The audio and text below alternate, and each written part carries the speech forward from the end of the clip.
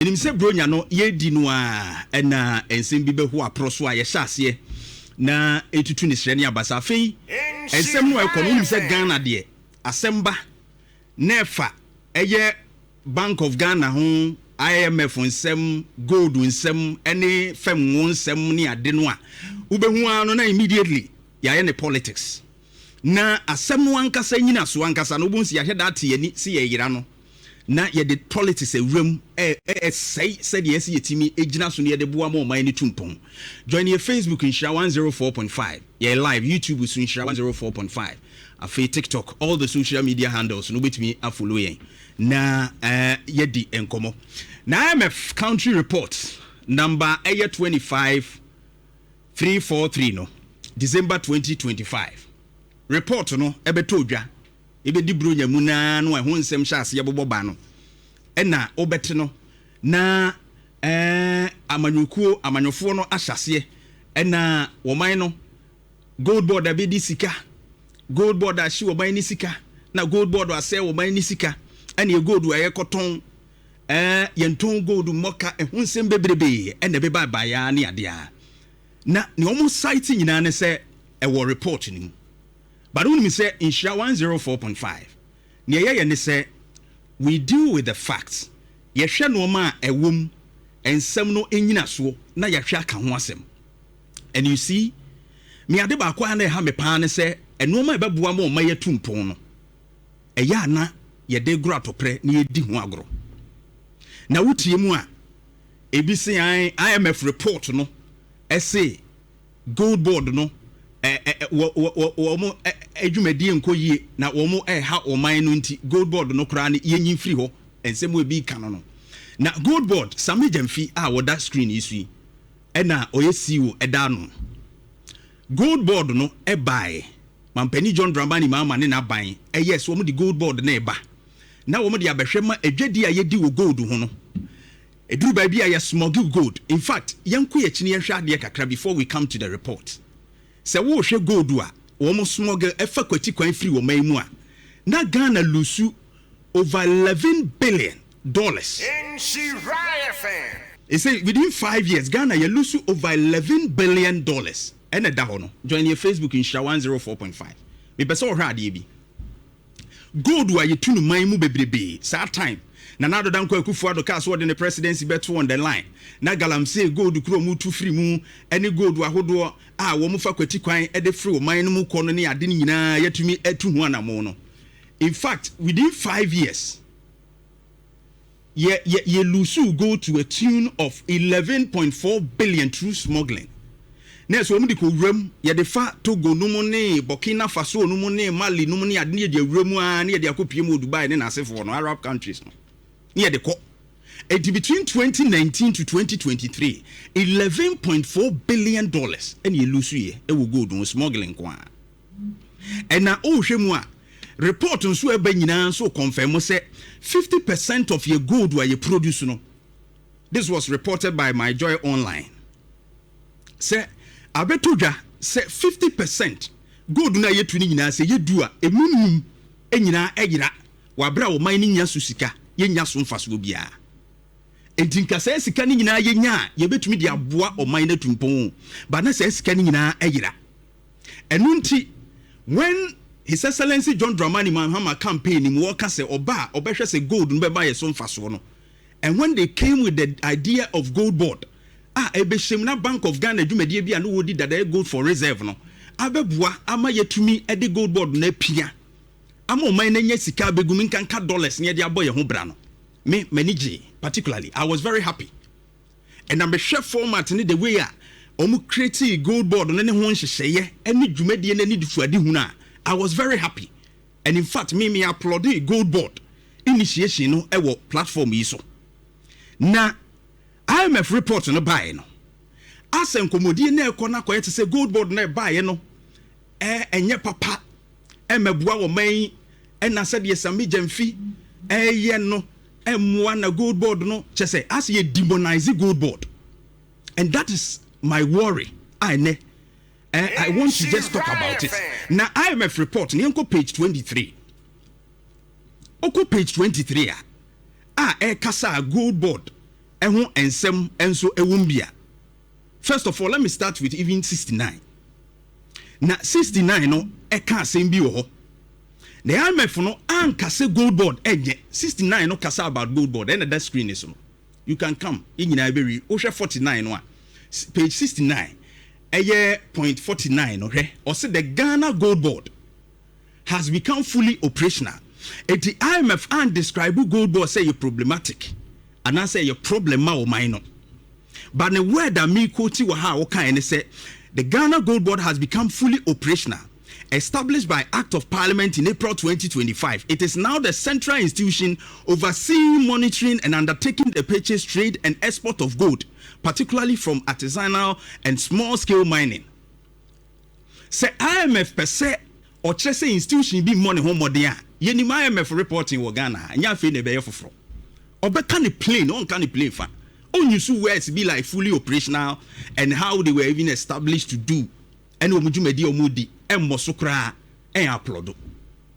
see, the IMF perso institution be obeka say yen scrapo and yen and he will actually mention the name of the institution say near omu yeno enkoyi. But which part of the report? And they state say GoldBod enye intino baba no emwaye inti yen which people are tuning that conversation to that area. IMF asemo okay nyina say GoldBod the creation no 49 year there to screen as well. The creation is supposed to what? Handle some of the challenges and you face it challenges in the market 2019 to 2023 you lose it to a tune of $11.4 billion for gold smuggling. GoldBod no IMF confirm say e by addresses our how we am smuggling no akofem. That is the purpose. IMF so confirm say GoldBod ni dwumadiemu. That is what they are doing.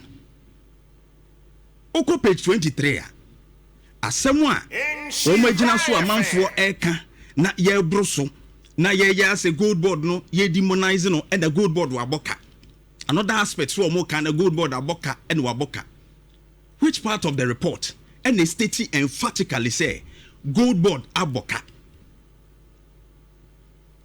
In fact, or say page 23 no. Or say the large and increasing scale of gold for reserve program, notably since the creation of GoldBod, is a source of significant downside risk. So what can say no? Or patch say scale, large scale, increasing scale of say gold for reserve near the year to gold no. Gold no a dready no. Yet to talk near the prisika dollar no be abegu or maimuna yet the ready boy a hobrano. Or say Bank of Ghana and the crasa policy now the way you see to gold no be large quantities economy increasing in scale near deno. Say ya really yan yen to 3 year and to one or mine 1 year a day or how can see a bebre yesika sem how a ka a bebre and kese pa.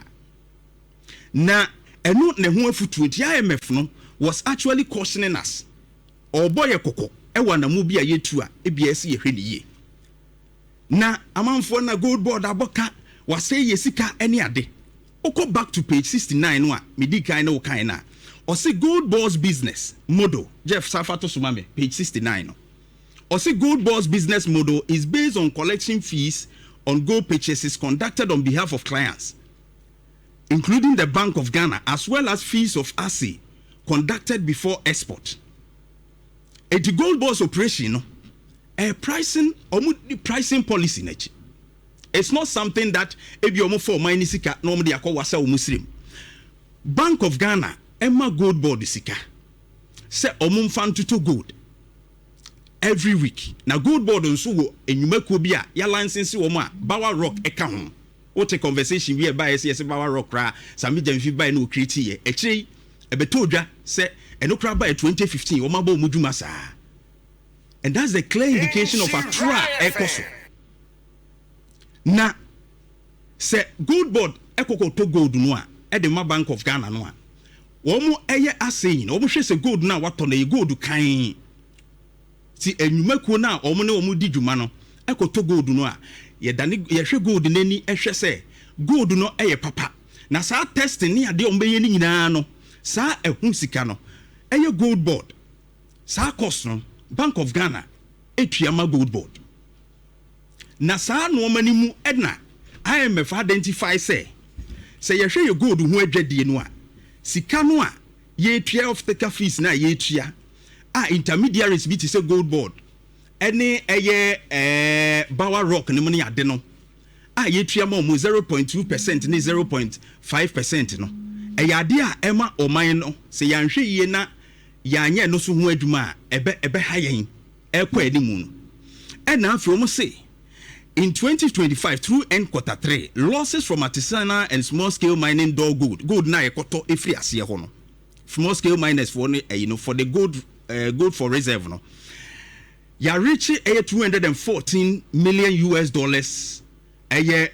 losses be trading losses na na ya twist conversation no ya man looking like GoldBod abo mine ka by a cut trading losses or muka ho asem no a woman components bebrebe ebetimi aye the market price ya volatile ye kwadwaman so a ebi a ye beto ne ha no in cedis no ye de bedura dwaman so no na ebo no asesa ebi so ho a said the dollar no cedi ni nyina fa ko ne dollar no edi asenti no Bank of Ghana ma GoldBod sika in cedis no makoto omo kodu ho a omo nso a omo ton gold no wase o small scale miners no omo nso hwe dollar rate no omo de omo gold no age ti GoldBod kokoduru ho na omo companies no koto gold no abi te say Bower Rock ni nasefo no omo de omani koto a what happened is that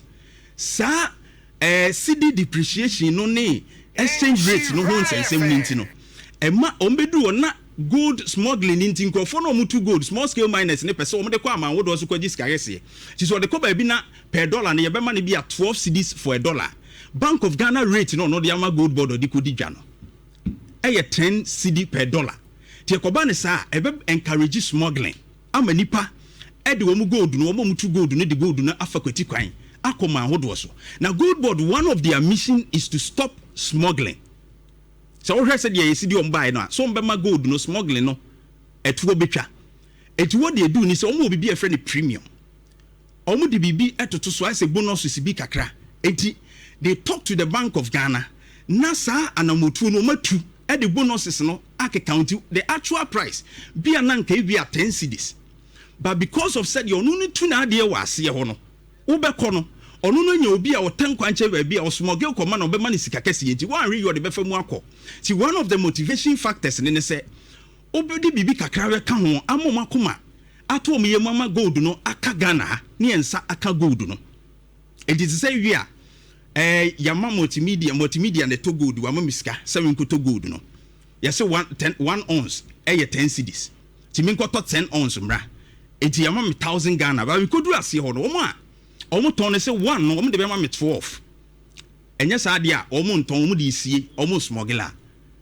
then we need to sit down and make arrangements na de kakra aka ho and it's 12 cedis na de 2 cedis na aka ho with all these 2 cedis na de be ka ho no e be ma cost no a ye de koto ade no instead of 1000 no e be kwa ko do 1002 eti ye to wie na ye de kwa adwama nso ekokoton a ye to wie na minya bi a 1005 a me moka because can be de ko she mu nyina ye 1002 dem de ko she mu ko ye adwuma na ye 1002 menja me 1002 no asa nya 300 e wa chire enti no me to wie minya 1005 ni mu no se wi 1002 no a me de ko di adwuma ni nyina efiri mu a emfaso 300 cedis e wa chire ana 300 e wa chire but se IMF book mu no wo ka ono ne kire se sika na nka de ko hye mu no esan se odi bi ka ho de ko hye mu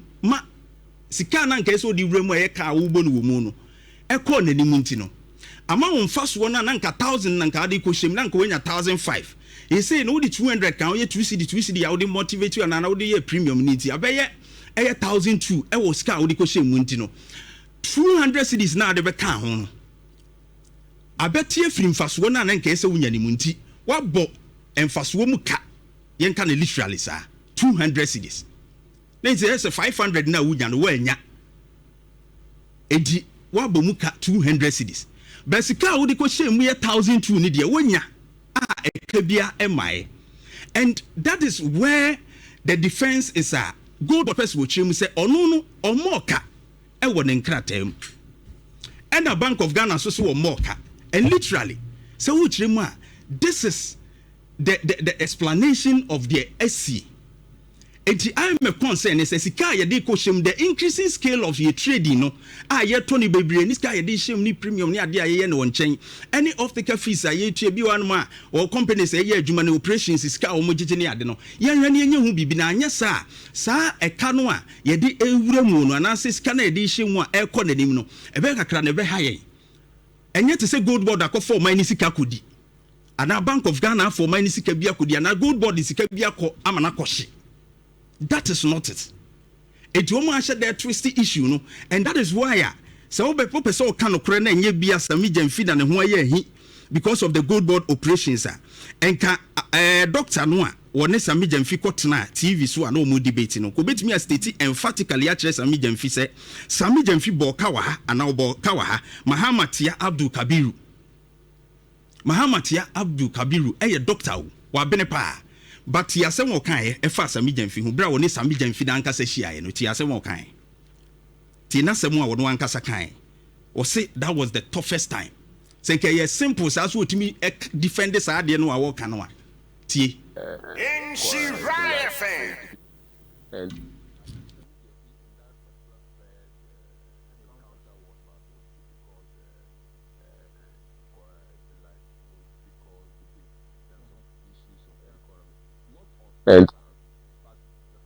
time, trying to put my thoughts together, trying to flow, and then there were interjections, I didn't know how to manage all that. So it was a bit difficult for me on that. But ever since, I think every single, and I think Sammy Gyamfi in that particular first encounter was my most difficult Nhyira FM debate in terms of issues of the economy. Not on substance, but the first time, trying to put my thoughts together, trying to flow. I mean, there were interjections. I didn't know how to manage all that. So it was a bit difficult for me on that. But ever since, I think every single day has been learning upon learning. And I keep learning every day. And I think I keep getting better. And that was the experience when Sammy Gyamfi appeared. On one case appear on ni Nanko watch say, oh, GoldBod the canini, mo canini. So why are we attacking this man, Sammy Gyamfi? Share GoldBod no. See so mu ya ebeboa o mayu. IMF na agitum. IMF predictions om de buy and also projections om de buy and they say enka 2026 ikura ye nwura mu no. Na ye see no 8 trade. Be 15 cedis. And they see the near saying. Enifem just around 11-12. Omu projections now omu ankasa de buy and kire say ye growth no kra no na nke be around 4 something. They say ye atra 5. Ye GDP growth. Omu projections omu de buy yahudu be inflation na omu kase be wo mid-teens no ene ye wo eye single digit na ene kra ene nam 6 not just single. As of November de ba. Enti e kire wo say modern ba GoldBod no so abebo and they are supported the Bank of Ghana in handling the economy in terms of forests, no ebemu no. And it's so great. And we need not to demonize GoldBod. Ese buani ye IMF no krasi GoldBod do medie ye papa. Ese ye hwe. Na motuni ye because e wo se be buani stop smuggling ya e bo America $11.4 billion in 5 years.